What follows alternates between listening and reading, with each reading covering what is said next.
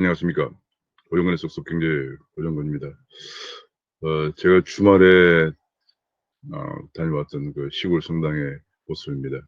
아주 소박하면서도 깨끗하고 아름다운 그런 고결한 그 품격을 지닌 그런 성당입니다.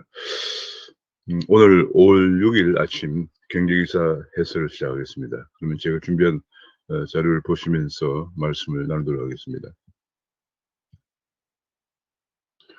귀에 쏙쏙 들어가도록 경제기사를 쉽게 해드리는 명품 기사에서 5월 6일 아침 시작하겠습니다. 구독과 알림 설정을 눌러주시면 감사하겠습니다.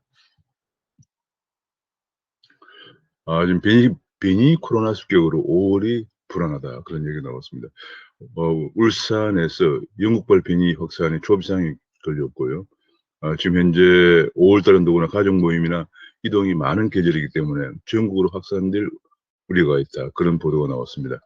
지금 저기 보면 베니 울산 지역에 그 누적 코로나 확진자 수가 2,055명으로 거기에 증가하고 있는데 이 중에서 베니 바이러스가 지금 영국발 베니 바이러스가 551건, 남아프리카발 베니 바이러스가 71건 등등으로 지금 베니 바이러스가 거기에 확산되고 있다 그런 얘기입니다. 제가 걱정하는 것은 2020년 초에 우한발 바이러스가 들어올 때도 우한발 바이러스를 차단하지 못해서 결국은 이 난리를 피고 있는 거거든요. 근데 베니 바이러스가 들어오는 것도 왜 이렇게 차단을 못하고 있느냐 하는 그런 문제입니다. 그저 국민들만 거리두기를 한다든지 뭐 윽박 지르면서 그것을 K방역이라고 얘기하고 합니다만은 들어오는 것을 원천적으로 차단하는 것이 얼마나 중요한지를 대만이나 베트남에서 보여주고 있습니다.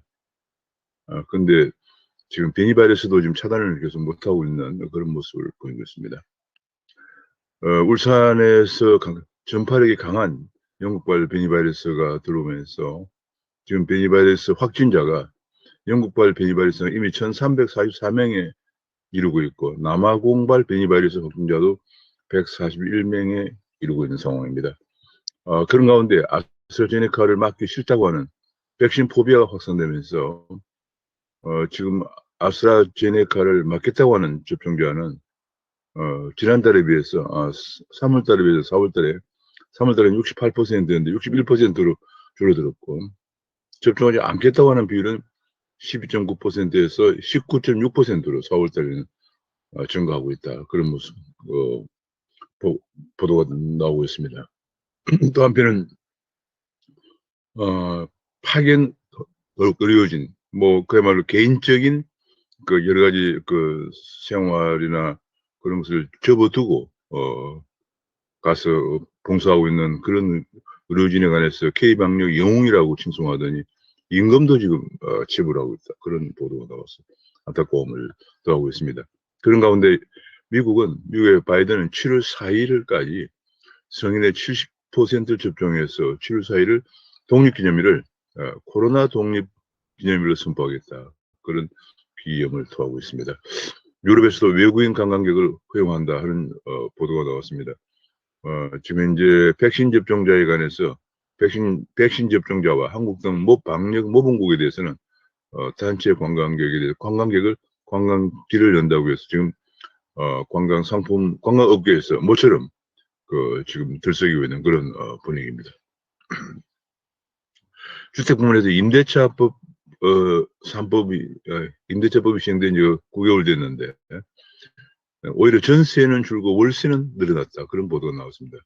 서울 지역의 주택 전세 비율은 71.6%, 65.9%를 준 반면에 월세 비율은 28.4%에서 34.1%로 오히려 증가하고 있는 그 월세 비중이 계속 증가하고 하면서 서민들의 그 주택 비용 지출에 대한 부담을 더 키우고 있다. 그런 얘기입니다. 결국은 임대차 3법의 시행으로 서민들만 더 힘들게 하고 있다. 그런 얘기입니다.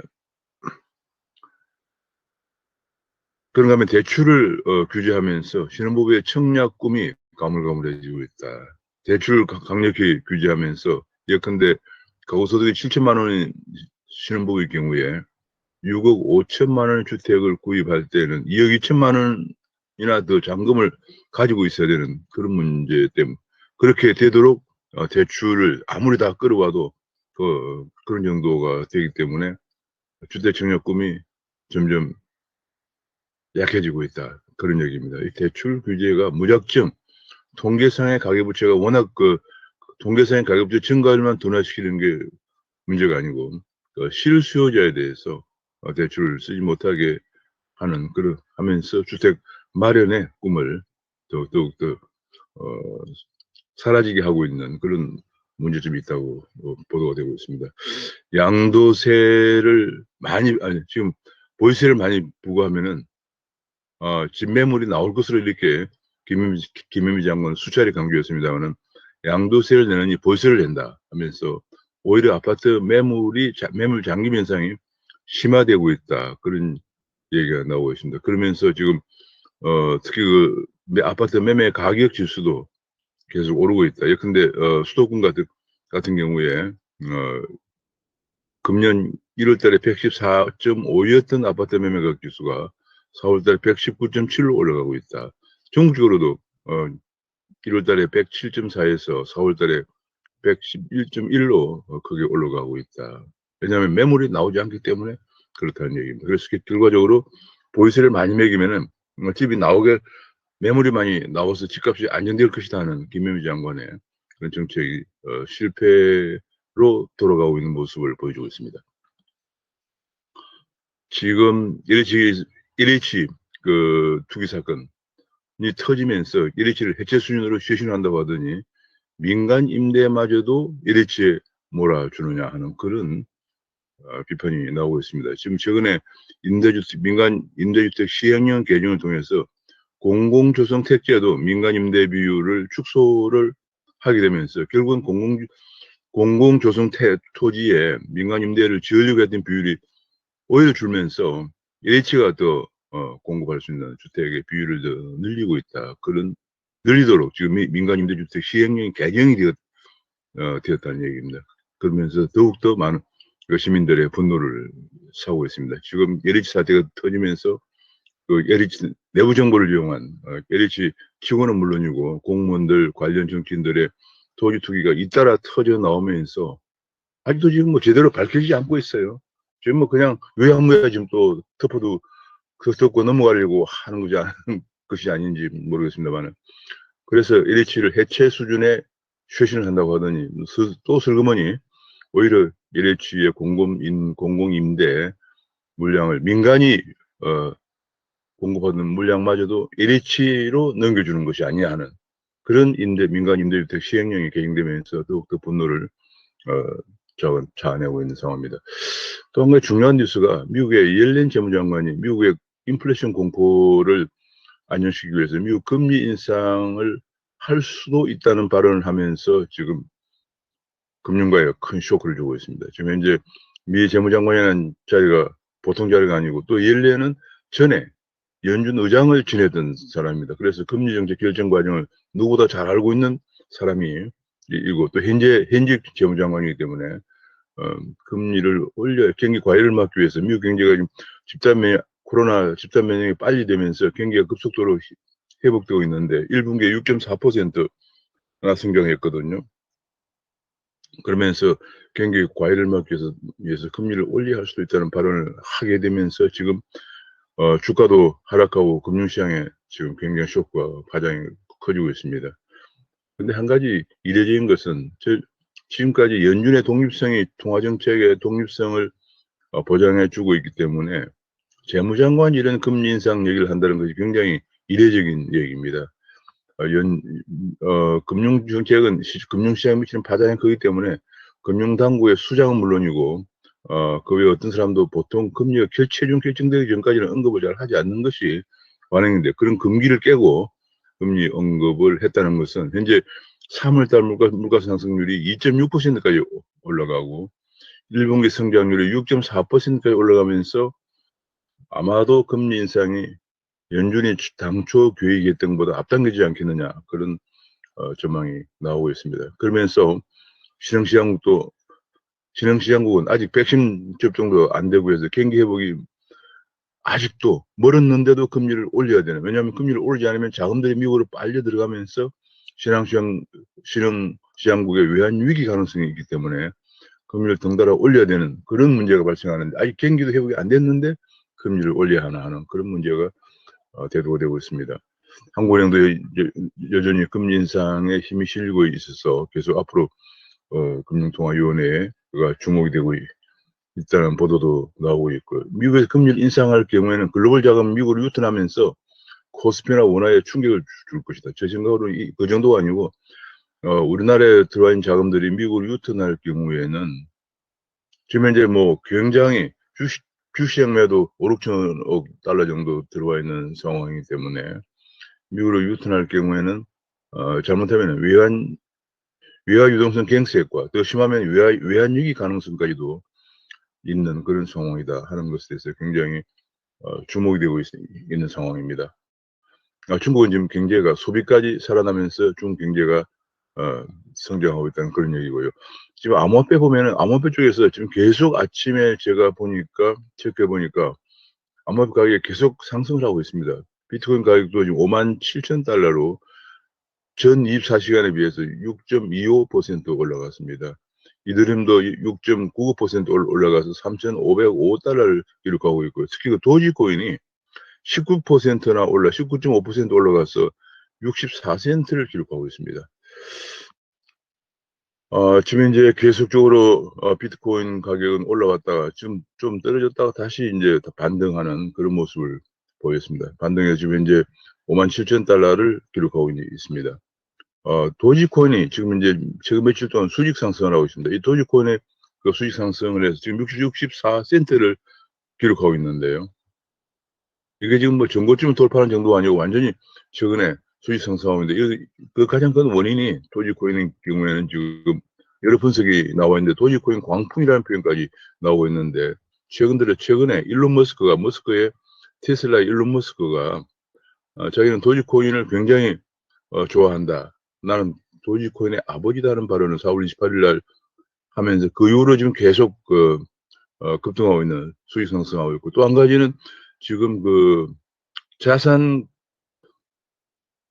거래하는 플랫폼 두 군데에서 도지코인을 취급한다는 그런 발표가 나왔습니다. 이토로라고 하는 자산거래 플랫폼과 제민이라고 하는 자산거래 플랫폼에서 도지코인을 거래 자산 목록에 추가함으로써 이것이 굉장히 주목을 받고 있다, 그런 얘기가 나왔습니다. 그래서 결과적으로 도지코인 지금 그러다 보니까 많은 사람들이 도지코인 가격이 또 올라가겠구나 하는 것 때문에 또 투자자들이 몰리면서 지금 수직 상승하는 그런 모습을 보이고 있습니다.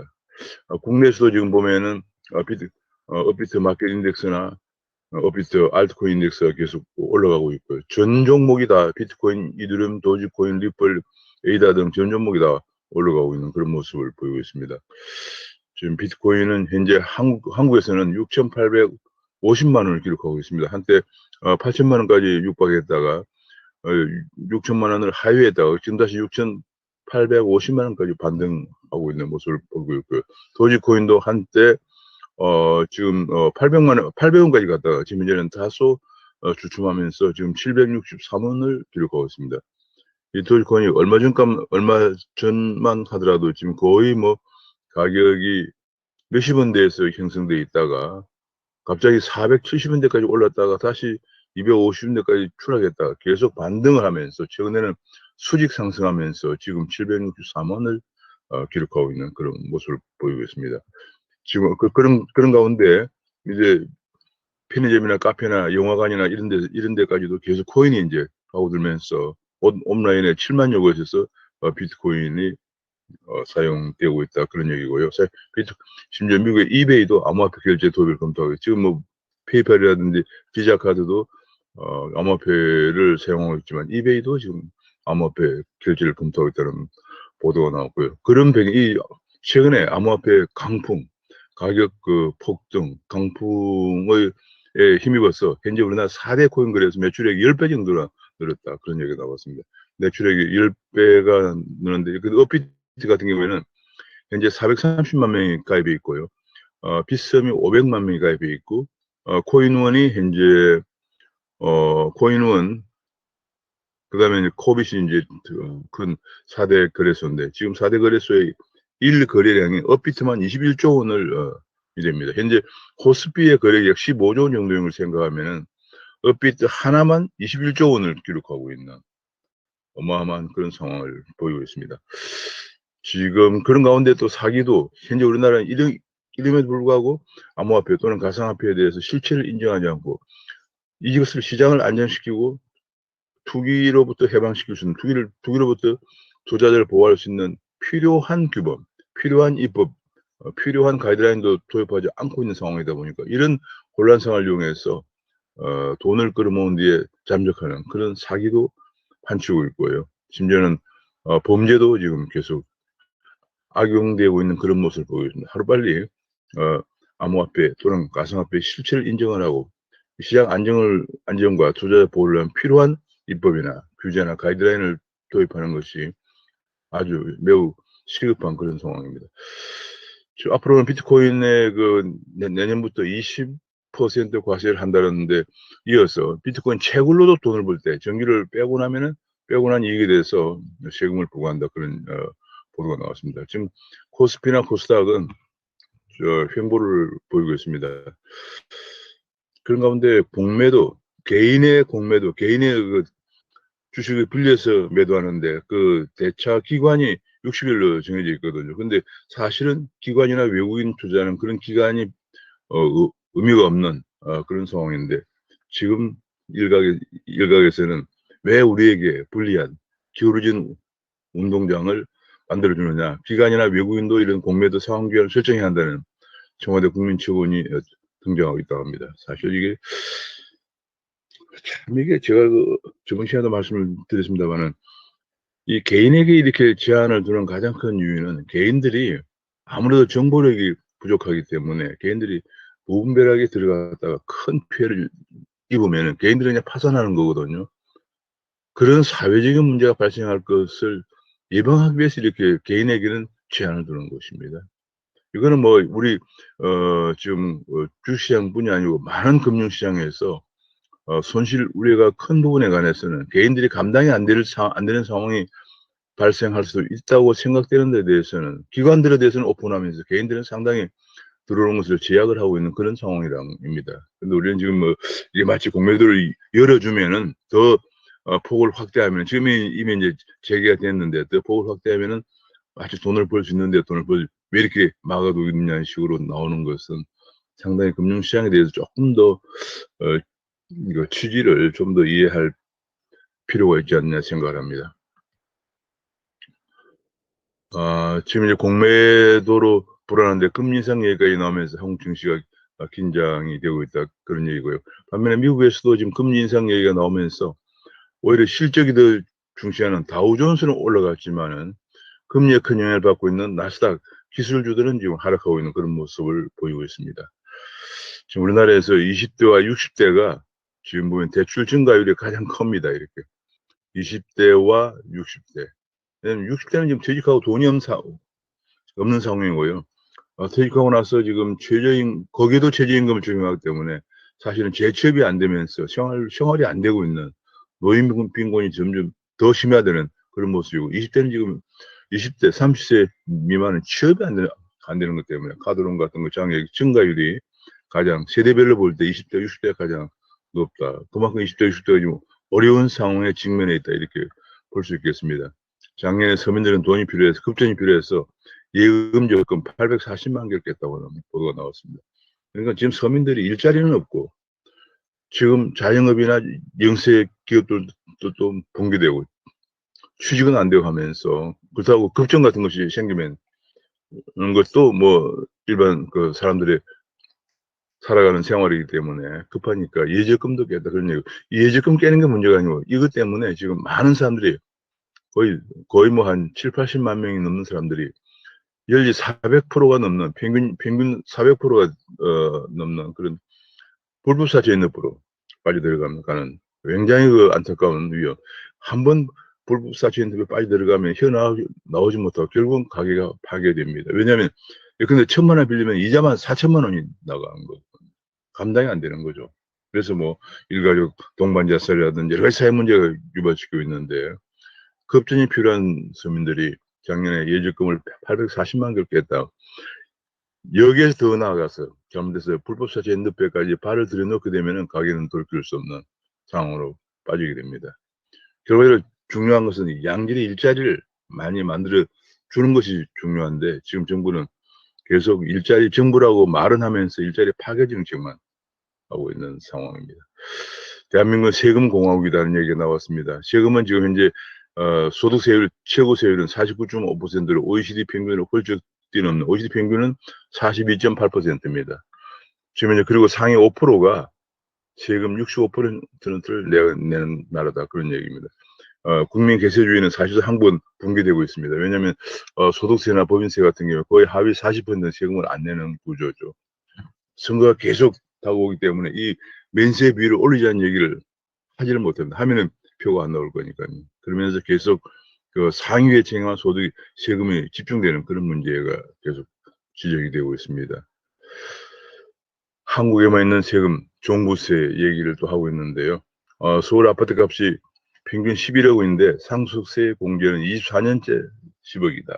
그런 얘기 나오고 있습니다. 그러니까 지금 현재 한국의 소득세, 법인세의 그 높은 세율에다가 상위 몇 퍼센트의 상위에 집중되어 있는 문제, 그 다음에 높은 상속세, 게다가 뭐 부동산 종부세 등등, 한국은 바야흐로 세금 공화국이다. 한마디로 가렴주고다는 얘기죠. 가렴주고. 이렇게 국민 징벌 수단으로 변질된 세제가 지속이 가능하겠느냐. 징세를 넘어서 징벌적 수단으로 변질되고 있다. 예컨대 종부세가 그런 거죠. 부자에 대한 징벌적 세금이죠. 또 뭐 법인세나 소득세가 상위 5% 이내에 집중되어 있는 것도 징벌적이죠. 그런 문제가, 그런 조세 세제가 지속이 가능할 수가 없다는 얘기고요. 지금 주 52시간도 50인 미만 기업에 대한 주 20시간이 7월 달부터 시행되는데, 대체로 주 50인 미만 사업장들은 뿌리 기업이라든지 예컨대 그 제조업의 뿌리 산업들, 그다음에 IT나 바이오 중개들이 몰려있기 때문에 이게 지금 전부 다 일감을 다 포기해야 될 상황이다, 그런 얘기가 나오고 있습니다. 정말. 그다음에 기업 규제가 지난 연말에 기업규제 3법이라든지 이런 게 통과되면서 기업들에 너무 부담을 많이 주기 때문에 야당에서 이를 보완하는 법안들을 많이 제안을 해놓고 있습니다만, 국회에서 여당은 그들떠보지도 않으면서 계속 표류만 하고 있는 그런 모습이다, 그런 얘기가 나왔고요. 특히 그 중대재해 처벌법에 관해서 그 문제점이 너무 크다. 갱년기는 누가 처벌 대상인지도 명시가 안 되기 때문에 경영상의 혼란을 또 가중시키고 있다는 얘기가 나오고, 중소기업도 이 수칙을 다 지키면 공사기를 맞출 수가 없다, 그런 문제점이 지적이 되고 있는 상황입니다. 그런 가운데 또 지금 4차 산업혁명의 핵심 기업으로 떠오르고 있는 플랫폼 기업에 대해서 공정위에서 계속 규제를 가하는 그런 법안들을 준비하고 있고, 지금 계속 가하고 있는 그런 상황이고요. 또 한 가지 법률 플랫폼이라고 그래서 지금 예컨대 최근에 뭐 로톡이라든지 등등 이런 법률 플랫폼을 이용하는 변호사에 대해서 징계를 하겠다 하는 대한변협의 발표가 나오면서, 아니 법률은 왜 플랫폼을 통해서 하면 안 되느냐 하는, 이것이 또 제2의 타다 문제로 번질 것인가 하는 그런 지적이 나오고 있습니다. 대만의 반도체 업체 TSMC가 미국의 반도체 공장 5개를 더 추가로 건설한다. 이게 이제 애리조나주에 지금 인텔이 있는데, 인텔은 반도체 핵심 그 운영 장치 오퍼레이팅 시스템을 만드는 회사인데, 여기에 바로 그 옆에다가 공장을 좀 하나 있는데 5개를 추가 증설한다, 그런 얘기입니다. 미국 정부의 요청에 의해서 한다, 그런 얘기. 결국은 미국이 대만과 손을 잡고 반도체 동맹을 구축하려고 하는 그런 모습을 보이고 있습니다. 삼성은 지금 현재 텍사스 오스틴에 공장이 있습니다만은 추가 공장 하나 더 만드는 것을 애리조나, 텍사스, 뉴욕을 두고 저울질만 하면서 지금 결정을 못하고 있는 그런 가운데, 대만은 5개의 공장, 하나도 아니고 5개의 공장을 추가적으로 인텔이 있는 바로 옆에 애리조나 주에다가 건설한다. 그런 보도가 나오면서 한국 반도체 위기가 점점 더 위기에 대한 우려가 커지고 있습니다. 참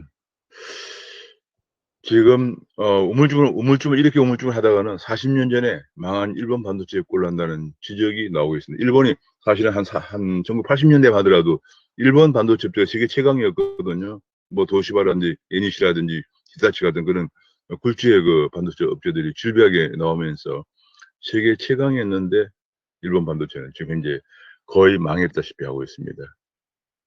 한국이 이렇게 우물쭈물 하다가는 더구나 미국의 반도체 동맹에서 우리가 탑승을 하지 못할 경우에 한국 반도체는 일본 꼴 난다 하는, 뭐 사실 이게 과장된 표현도 아닙니다. 지금 미국이 벌써 대만의 TSMC와 손잡고 반도체 동맹을 구축하고, 반도체 동맹은 미국에서는 안보 사항으로까지 보기 때문에 미국의 반도체 동맹에 탑승하지 않고는 한국 반도체가 일본 반도체 꼴 난다고 하는 것이 정말 이거는 뭐 전혀 과장된 지적이 아니라는 생각이 듭니다. 게다가 지금 현재 앞으로 플라잉카라고 그래서 나는 자동차죠. 나는 자동차에 대한 그 수요가 급증할 것으로 예상되면서 지금 현대차라든지 심지어는 뭐 대한항공도 나는 자 사업에 진출한다는 그런 보도가 나왔습니다. 지금 현재 그 정부에서 탄소 중립에 대해서 탄소 중립을 너무 과도하게 빨리 주장하면서 신재생 에너지를 확충하고 있는데 송전 설비가 따라가지 못하고 있다. 그런 지적이 나오고 있습니다. 지금 신재생이 2034년에 신재생 비중이 40% 넘는데 전력이 피크일 때는 80%가 먹통일 가능성도 있다. 지금 현재 한국에서 신재생 에너지, 특히 풍력이나 뭐 태양광이라든지 이런 것들이 여름에 전력이 한창 피크일 때는 오히려 여름에 한국의 기후 사정으로 80%가 먹통일 우려가 있다. 그런 얘기가 나오면서 지금 송배전, 더구나 지금 건설되고 있는 신재생 에너지가 송배전 취약지에 거의 4분의 3 정도가 건설되고 있기 때문에 이 부분이 또 신재생 에너지 아킬레스건이다. 그런 얘기가 나오고 있습니다. 지금 현재 글로벌 자동차 업계는 앞으로 전기차 쪽으로 가면서 고용 동결에서 조기 맹퇴까지 추진하고 있는 그런 상황입니다. 그런데 한국에서는 전기차 되면 부품 수가 30% 줄어든다고 합니다. 근데 가솔린차 같은 경우에 부품이 3만 개인데 전기차는 19,000개밖에 안 들어간다고 합니다. 그런데도 한국의 강성 노조에서는 투입 인원을 못 줄인다 하는 그런 고집을 주장하고 있다고 합니다. 그 외에도 뭐 판매가 급감하고 있는데 불구하고 노조들이 자기 목만 챙기려고 해서 완성차 3사, 르노 삼성, 현대 GM 쌍용차들이 벼랑 끝으로 몰리고 있다. 지금 아마 쌍용차는 법정 관리에 들어가 있을 겁니다. 그런 가운데 유럽의 특허 괴물이 LG 기술을 사들여서 삼성전자의 LG 기술을 사용하고 있는 삼성전자의 소송을 제기를 하고 있다. 그런 얘기가 나오면서 특허 괴물에 의한 그런 한국의 전방위적인 소송이 예고되고 있는 상황이다는 얘기가 나왔고요. 이 자유학기제라고 그래서 중학교 학생들에 대해서 한 학기 동안 시험도 안 보고 학습 능력과 그런 창의적인 학습 기회와 진로 탐색에 도움을 준다는 자유학기제가 시행됐지만은 학력 격차만 오히려 커지고 실효성이 없다는 그런 지적이 나오고 있습니다. 문재인 정부들 고위직 401명 중에 157명이 노무현 정부 청와대나 문재인 캠프 출신이다. 시민단체 출신을 포함할 경우는 40%가 육박을 하고 있다. 그런 얘기입니다. 심지어 그냥 그러니까 인사가 그 문캠프라든지 캠코더 인사에 또 좌파 시민단체에 한정해서 하다 보니까 지금 뭐 정말 국민들의 웃음을 사고 있는 말도 안 되는 그런 장관 후보들이 계속 속속 등장하고 있는 그런 상황입니다. 한마디로 인사 풀 자체가 너무 좁은 데서 오는 문제가 아닌가 싶습니다. 그런 가운데 전주고나 광주 대동고, 광주 동신고 등 특히 그 호남 지역에서 그냥 호남 지역에 휩쓸고 있다. 그런 보도도 나왔습니다. 그런가 하면은 여당의 대권 후보로 꼽히는 이재명, 이낙연, 정세균이가 전부 지금 돈으로 지금 공략한다. 이재명은 세계 여행비 1,000만 원을 주겠다. 이낙연은 군가산점 대신에 3천만 원을 주겠다. 정세균은 출산 때부터 1억 원 적립형 통장을 주겠다. 뭐 이런 정말 완전히 그냥 파퓰리즘의 극치를 보이고 있습니다. 한국의 한국은 선동 정치로 타락하고 있다는 그런 보도도 지금 나오고 있고요. 그런가 하면 이번에 처음으로 지난 5월 4일, 4일과 5월에 프랑스에서, 런던에서 G7 외교장관 회담에 한국이 초청받아서 가서 오랜만에 15개월 만에 한일 외교가 만났는데 여전히 위안부 문제 혹은 그 오연수 방문 문제 등에 관해서 평행선을 그었다. 의견이 서로 이견이 있다는 것, 다른 의견이라는 것만 확인하고 끝난 것 같습니다. 결국 평행선만 달렸고, 특히 그 북한 문제에 관해서 미국과 일본은 대북 제재 무기를 두는 데 비해서 한국은 여전히 미국의 대화를 강조하면서 큰 격차를 보였다는 우려할 만한 그런 보도가 나오고 있습니다. 게다가 영주권자 자녀에 대해서 한국 국적 취득제를 지금 도입한다고 하는데 이것이 3,900여 명의 영주권자 자녀에서 95%가 중국인이기 때문에 이건 중국인을 위한 법 개정이라는 비판이 쏟아지고 있습니다. 지금 중국에 대해서 여러 가지로 중국인에 대해서 투표권을 준다든지 뭐 그런 얘기가 많이 나오고 있는 가운데 또 추가적으로 자녀에 대해서 한 국적 취득제를 도입한다고 하는 이런 참 계속 그 친중 정책이 나오면서 많은 사람들이 왜 한국이 계속 친중 종북 쪽으로만 가느냐, 북한 눈치와 중국 눈치만 보느냐 그런 비판. 한국은 지금 미국과의 가치 동맹을 더 강화해야 할 판에 한미일 관계는 지금 계속 흔들리는 과정에서 중국에 대해서 계속 이렇게 어, 추파를 던지는 쉽게 얘기하면 그런 정책들이 계속 나오는 것에 대해서 많은 우려가 제기되고 있는 상황입니다. 그런가 하면 미국은 지금 북한이 대량 살상 무기를 쓸 수도 있다. 생화학적 비상 상황을 대비한다는 그런 얘기가 나왔습니다. 미국의 하원 청문회에서 나온 얘기라고 합니다. 사실 지금 한국은 지금 문제가 완전히 방위에 대해서 무방비 상태예요. 북한이 생화학 무기 혹은 핵무기를 개발하고 있다고 해도 한국에서는 방어를 위한 민방위 훈련 하나도 전혀 하지 않고요. 심지어는 이스라엘이라든지 뭐 스위스 같은 데서 비치하고 있는 가정에 방독면도 하나 비치하고 있지 않아요. 한국의 소득 수준이 높기 때문에 방독면을 어디서 구입할 수 있다는 거 정도만 정보를 줘도 우리 국민들이 다 방독면을 구비할 거고요. 또 만약에 북한이 생화학전을 하거나 핵, 핵무기 전쟁을 할 때 우리가 어디로 대피해야 할 것인지 어떻게 해야 할 것인지 이런 것에 대해서 전혀 아무런 교육도 하고 있지 않는 훈련도 하고 있지 않는 정말 한국은 이런 가능한 예상되는 전쟁에 대해서 완전히 무방비 상태에 있는 안타까운 생각이죠. 제가 어릴 때만 하더라도 예비군 훈련도 하고 뭐 대포훈련도 하고 막 많이 했지만 지금 전혀 완전히 다 없어져 버렸습니다. 한국의 이런 방인 북한은 계속 핵을 개발하고 생화학을 개발하고 심지어는 잠수함 발사. 잠수함 발사가 왜 중요하냐면 어디서 발사할지 모르기 때문에 방을 할 수가 없거든요. 잠수함 발사, 핵무기도 미사일도 개발하고 있는 핵탄두 미사일도 개발하고 있는 그런 속에서 우리는 전혀 지금 대비가 안 돼 있고 심지어는 뭐 요즘 군대에 대해서 병영 민주화라고 그래서 완전히 과연 이런 군대를 가지고 전쟁을 할 수 있겠느냐는 우려까지도 나올 정도까지 되고 있고요. 병력은 더 줄이고 있고 전방에 있는 사단들은 후방으로 후퇴시키고 있고 지금 우리나라의 안보 문제가 어디로 가고 있는지 정말 국민들은 크게 불안하게 하고 있는 그런 모습입니다. 오늘 5월 6일 아침 뉴스에서 여기서 마치겠습니다. 감사합니다.